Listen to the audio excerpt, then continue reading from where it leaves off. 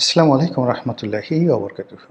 সম্মানিত দর্শক, রাষ্ট্রীয় অতিথি ভবন যমুনা, যেটি কিনা এখন প্রধানমন্ত্রীর সরকারি বাসভবন, অস্থায়ী সরকারি বাসভবন।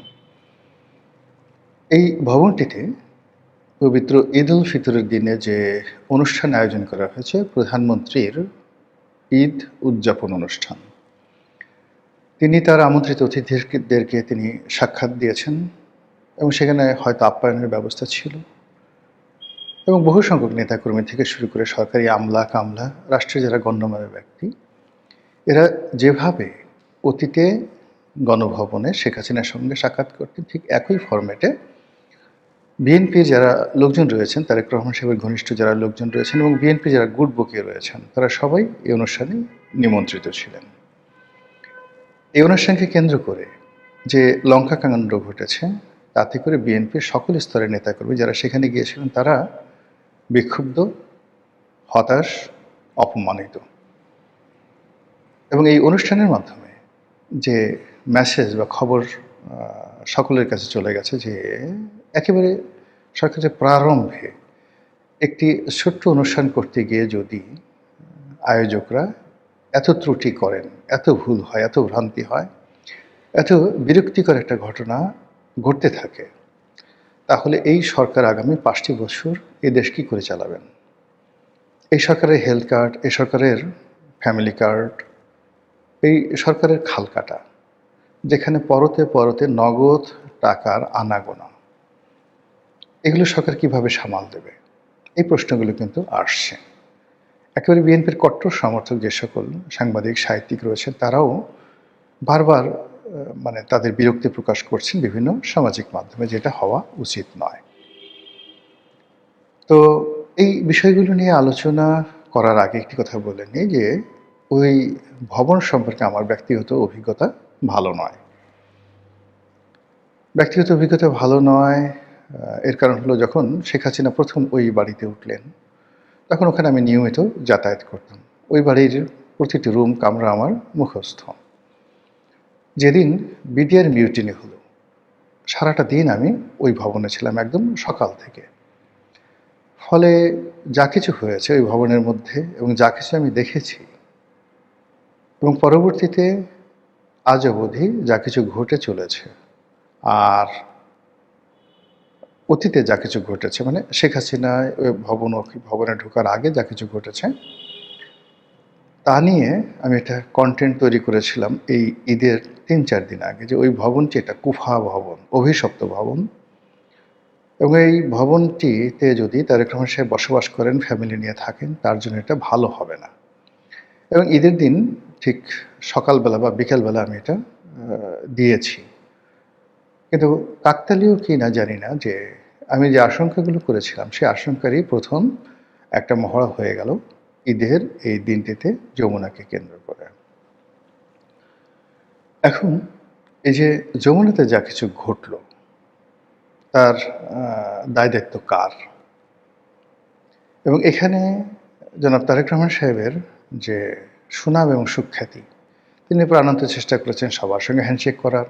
হাজার হাজার মানুষের সঙ্গে হ্যান্ডশেক করলে যে কি হয়, এটা আমরা যারা রাজনীতি করি আমরা বুঝতে পারি। নির্বাচনের সময় শুধুমাত্র হ্যান্ডশেক করতে গিয়ে হাত এবং বুক, এই দুটো এতটা ব্যথা হয়ে পড়ে। অনেকগুলো মানুষ আছে আন্তরিকতা দেখার জন্য হাত জোরে চাপ দেয়, অনেকে জোরে এমন জোরে চাপ দেয় বুকে, বলার মতো নয় নির্বাচনের সময়টিতে। তো সেটা প্রধানমন্ত্রী হন বা রাষ্ট্রপতি হন, সবার ক্ষেত্রে এটা প্রযোজ্য। যখন 2000-3000 মানুষ সাক্ষাতের জন্য আসেন, সবার সঙ্গে হাত মেলানো এটা খুব একটা কঠিন একটা বিষয়। তো এগুলো আসলে ইউরোপ এবং আমেরিকাতে এগুলো খুব লিমিটেড। কেবলমাত্র ব্রিটেনে যিনি রানী বা রাজা, তিনি এই বিভিন্ন অনুষ্ঠানে সাধারণ জনগণদের সঙ্গে দেখা সাক্ষাৎ করেন, আর অন্য সাধারণত এই ধরনের অনুষ্ঠান হয় না।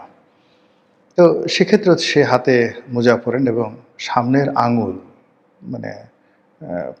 যেটাকে পূর্ণ হ্যান্ডশেক বলে, ওটা না, হাতের যে 4টি আঙুল একটু এগিয়ে দেওয়া হয় এবং তিনি কখনো বৃদ্ধাঙ্গুল দিয়ে অভ্যাগতকে ওইভাবে ধরেন না। আর অভ্যাগতকে শিখিয়ে দেওয়া হয় যে রাজা বা রানীর সঙ্গে কী করে হ্যান্ডশেক করতে হয়। ফলে ওখানে ২,০০০ লোকের সাথে হ্যান্ডশেক করলে তার হাতের উপর ওরকম একটা চাপ পড়ে না। কিন্তু বাংলাদেশে কী হলো? তারেক রহমান সাহেবের সাথে তার খুব খাতির, এজন্য তাকে জোরে হাত ঝাঁকাতে হবে। তারপরে তারেক রহমান সাহেবের সাথে তার খুব খাতির, এজন্য দেখানোর জন্য ২ হাত দিয়ে তারেক রহমান সাহেবের হাত চেপে ধরতে হবে। উনি ১ হাত এগিয়ে দিয়েছেন, উনি ২ হাত। তারপর ওনার সাথে আরও বেশি খাতির, এজন্য তার মাথায় হাত বুলাতে হবে। তারপরে তাকে জড়িয়ে ধরতে হবে, কোলাকুলি করতে হবে, তার পা ধরে সালাম করতে হবে, ইত্যাদি ইত্যাদি নানা কিছু। তো এই বিষয়গুলো তিনি ব্যক্তিগতভাবে সামাল দেওয়ার চেষ্টা করেছেন। কিন্তু অনেকে এত বেশি বাড়াবাড়ি করেছেন, সেই বাড়াবাড়ি করার কারণে তার যে প্রোটোকলের কর্মকর্তা যারা ছিলেন এসএসএফ, তাদেরকে কঠোর হতে হয়েছে। অনেককে তিনি ধাক্কা দিয়েছেন, এসএসএফের সদস্যরা, অনেককে সরিয়ে দেওয়া হয়েছে। অনেককে আবার তারেক রহমান সাহেব এই ধাক্কাধাক্কির পরে আবার ডেকে এনেছেন। এর কারণ হলো অনেক আপনজন সম্মানিত ব্যক্তিও এসএসএফের হাতে এই সময়টাতে লাঞ্ছিত হয়েছে। তারপরে ওখানে যেভাবে গাড়ি পার্কিং ছিল, রমনা পার্কের সামনে যেভাবে রাস্তা ব্লক করে দেওয়া হয়েছিল, এটি কোনো অবস্থাতেই কোনো ডিসিপ্লিনের মধ্যে ছিল না। ওখানে আমি একবার যখন গেলাম, মানে এইবার ঠিক ১২টা ১২:৩০টার দিকে, তখন দেখলাম যে পুরো সেই হেয়ার রোডের যে মাথা থেকে শুরু করে সব জায়গাতেই এলোমেলোভাবে গাড়ি পড়ে আছে এবং প্রচণ্ড জ্যাম এবং ওখানে কোনো ট্রাফিকদেরকে আমি ওইভাবে দায়িত্ব পালন করতে দেখলাম না। অথচ যে অবস্থা, তাতে সেনাবাহিনীর যেহেতু এখনও পর্যন্ত মাঠে আছে, তারা যদি এই এলাকাটার দায়িত্বরত থাকতেন তাহলে এই ঝামেলা হতো না, শৃঙ্খলা থাকতো ভিতরে। এনিওয়ে, এইখানে যে ঘটনাগুলো ঘটেছে, সেই ঘটনার মধ্যে যেটি স্পষ্ট সেটি হলো প্রশাসন এখানে সাহায্য করেনি। আবার বলছি, এই অনুষ্ঠানটা সুন্দরভাবে সুচারুভাবে হোক, প্রশাসন সহযোগিতা করেনি। যে সকল বাহিনী রয়েছে নিরাপত্তার দায়িত্বে, তাদেরকেও ওইভাবে দায়িত্ব পালন করতে দেখা যায়নি। It's a very very bad message.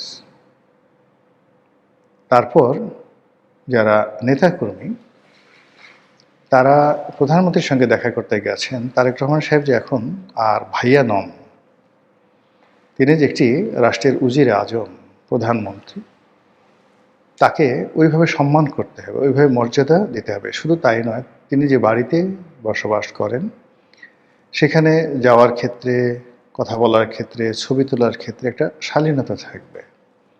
Social মিডিয়াতে যে সকল ছবি এখন রীতিমতো ভাইরাল হয়ে পড়েছে, সে সকল ভাইরাল ছবি সামাল দেওয়ার জন্য কে বা কারা, কোনো বাহিনী, মানে বট বাহিনী তো অবশ্যই, এখন সেটা কাদের বট বাহিনী, আওয়ামী লীগের না বিএনপির, আমি সেটা বলতে পারবো না, সেখানে জনাব শফিকুর রহমান সাহেবের কতগুলো ভিডিও একেবারে সামনে এনে দেওয়া হয় যেন লোকজন সেটা নিয়ে ঠাট্টা মশকরা করে। জনাব শফিকুর রহমান সাহেবের যে অনুষ্ঠানটি ছিল আন্তরিকতায় পূর্ণ, মানে বিরোধী দলীয় নেতা, তিনি যাদেরকে দাওয়াত করেছেন সবাই তার আপনজন, অনেকের সঙ্গে তার ব্যক্তিগত সখ্যতা খুব বেশি ছিল। ফলে অনুষ্ঠানটিকে আনন্দময় করার জন্যে শফিকুর রহমান তিনি কারোর সঙ্গে হ্যান্ডশেক করেছেন, কারোর সঙ্গে কোলাকুলি করেছেন, কাউকে পিছন দিক থেকে খোঁচা দিয়ে খুনসুটি করেছেন, কাউকে পিছন দিক থেকে জড়িয়ে ধরেছেন। এই কাজগুলো আমরা কিন্তু অহরহ করি, সবাই করি। এবং মানুষ যখন খুব কনফিডেন্সের মধ্যে থাকে, ভালো মোডে থাকে, আনন্দের মধ্যে থাকে, তখন এই কাজগুলো মানুষ বেশি বেশি করে। তো ডক্টর মোহাম্মদ ইউনূসের জামানাতে যেভাবে জামাত শক্তিশালী ছিল, আর তার আগের 16-17 বছর ধরে যেভাবে তারা নির্যাতিত এবং নিষ্পেষিত ছিল, সেই সুদীর্ঘ কাল পেরিয়ে জামাতের এবারে যে এটি ছিল বর্ণাঢ্য, আনন্দঘন এবং সবাই সেখানে উচ্ছ্বসিত। ফলে আমিরে জামাত সেখানে তিনি সর্বোচ্চ তার আন্তরিকতা দেখার চেষ্টা করেছেন এবং এটাকে ব্যাকফুটেজে নিয়ে বট বাহিনী নানা রকম ভিডিও বানিয়ে, কেউ তাকে কামুক, কেউ তাকে গেয়ে, কেউ তাকে আরও কত আজে বাজে কথা বলে, যে জিনিসগুলো অর্থাৎ মানুষের যে দৃষ্টিভঙ্গি, সেই দৃষ্টিভঙ্গি সামনে আনার চেষ্টা করছে, যাতে করে যেই ভিডিওগুলো ছড়িয়ে পড়েছে যমুনাকে কেন্দ্র করে, সেগুলো সামনে না আসে। কিন্তু আলটিমেটলি এক্সট্রিম পর্যায়ে কোনো অশ্লীলতা বা অশ্রাব্যতা এটা মানুষ বেশিক্ষণ দেখে না। আপনি যে কোনো ব্লু ফিল্ম বা যে কোনো একটা বাজে জিনিস একজনের সম্পর্কে ক্যারেক্টার অ্যাসেসিনেশন ছেড়ে দেন, এটি কিন্তু আসলে ভালো মানুষগুলো দেখেই না, একেবারে দেখে না। তারপর কারো যদি নজরে পড়ে তারা এড়িয়ে যায়। আর যারা বেশি ভালো মানুষ তারা যে সকল সাইট থেকে এ ধরনের পর্নো ভিডিও ছাড়া হয় সেই সাইটগুলোকে ব্লক করে দেয়। ফলে আমিরে জামাতকে নিয়ে যা কিছু হয়েছে এই সাইটগুলো ব্লক হয়ে যাবে, কেউ দেখবে না এই জিনিসগুলো আর। একদিন, দুদিন, 3 দিন মানে গালাগালির একটা সীমা আছে, কিন্তু তখন আসবে সেই যমুনার মিসম্যানেজমেন্ট। এগুলো এক। 2 নম্বর হলো যে এই যে দেখুন যে যমুনাতে এই অনুষ্ঠান করতে গিয়ে মিসম্যানেজমেন্ট হলো, সেই মিসম্যানেজমেন্টকে ধামাচাপা দেওয়ার জন্য জামাতের অনুষ্ঠানকে লাইমলাইটে এনে সেটার ব্যাপারে নেতিবাচক প্রচারণা চালানো হলো। এই নেতিবাচক প্রচারণার ফলে জামাতের যে বিশাল বট বাহিনী আছে এবং মানুষের ক্যারেক্টার অ্যাসাসিনেশন করা, কারো খাট কাঁপানো, কারো ব্যক্তিগত জীবন, কারোর সাথে কারো বিয়ে দিয়ে দেওয়া ইত্যাদি যে জিনিসগুলো আছে সেটা জামাতের বট বাহিনীর কাছে এখন অন্যান্য বট বাহিনী, সেটা বিএনপির হোক, আওয়ামী লীগের হোক বা অন্য কোনো দলের হোক বা এনসিপির হোক, তারা এখনও পর্যন্ত ইনফ্যান্ট, নবজাতক শিশু। তো সেই নবজাতক শিশু যারা আছে তারা যদি দেশের এখন প্রধান বিরোধী দল, সেই বিরোধী দলের প্রধান ব্যক্তি বয়োবৃদ্ধ মানুষ, তাকে নিয়ে যদি একেবারে অশ্লীল এবং অশ্রাব্যতার সর্বোচ্চ পর্যায়ে তারা পৌঁছে, সঙ্গত কারণে জামাতের বট বাহিনীতে বসে থাকবে না এবং তারা যদি আক্রমণ করে এবং তারা যদি বিভিন্ন রকম বাজে জিনিস বলে, বাজে কথা বলে, বলেন তো কাকে কাকে নিয়ে বলতে পারবে এবং কী ধরনের ভিডিও হতে পারে, কী ধরনের কার্টুন হতে পারে, কী ধরনের ন্যারেটিভ হতে পারে এবং সেগুলো মানে কতটা বিব্রতকর হবে, যা কিনা শুরু হলো এই যমুনা দিয়ে। এখন এই যে যমুনা, এই যমুনাতে যে অনুষ্ঠানটা হলো বা প্রধানমন্ত্রীর যে অনুষ্ঠানটা হলো, এটা তো তারেক রহমান সাহেব নতুন নন। তিনি তার বাবার জামানাতে তো তার বেশ তিনি তখন পরিপক্ক, অর্থাৎ তার জন্ম হলো 65 বা 66 সনে। তো 65 বা 66 সনে যদি তার জন্ম হয় তাহলে তার বাবা যখন প্রেসিডেন্ট ছিলেন তখন তিনি কিশোর। ফলে প্রেসিডেন্টের যে প্রোটোকল তিনি তো ভালো মতো জানেন। তারপর তার মা যখন প্রধানমন্ত্রী ছিলেন তখনও তো তিনি একেবারে শেষের বার তো রীতিমতো স্টিয়ারিংটা তার হাতে ছিল। এ ধরনের অনুষ্ঠান কীভাবে হয়, কোন জায়গাতে হয়, কী ধরনের গুরু গাম্ভীর্য থাকে, কীভাবে ম্যানেজ করতে হয়, এই পুরো জিনিস তার মুখস্থ। কিন্তু তারপরেও কেন তিনি এরকম একটা বিশৃঙ্খল পরিবেশ তৈরি হতে দিলেন?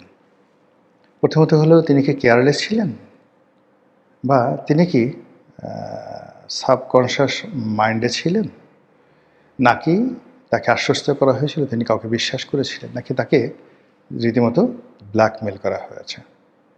হোয়াট এভার মেবি, রাষ্ট্রের একটি প্রথম অনুষ্ঠান, সেই অনুষ্ঠানটি এরকমভাবে ফ্লপ করায় নিঃসন্দেহে তার যে রাজনৈতিক প্রজ্ঞা, তার যে ম্যানেজমেন্টাল পাওয়ার, ম্যানেজারিয়াল ক্ষমতা এবং তাকে কেন্দ্র করে মানুষের মধ্যে যে আকর্ষণ তৈরি হওয়ার যে একটা উপলক্ষ ছিল, সেই জিনিসটা এই যমুনাতে ডুবে গেছে।